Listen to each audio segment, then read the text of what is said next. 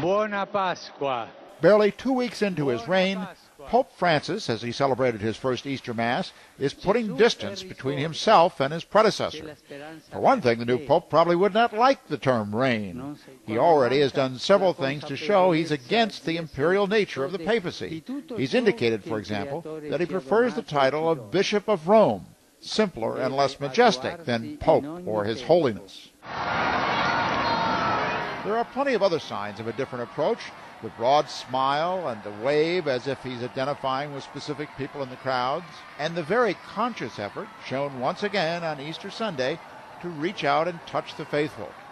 Benedict XVI is still alive and watching from afar, but with each move, no matter how symbolic, Francis seemed happy to abandon the austere and distant approach of his predecessor.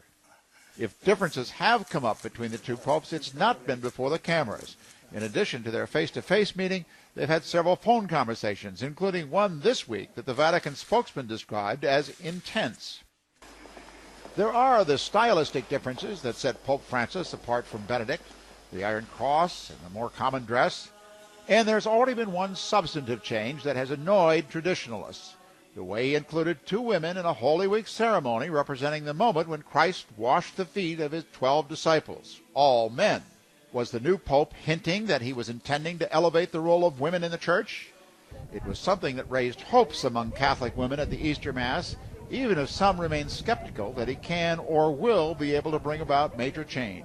If he is going to make changes, that he needs to sort of move forward with the times and embrace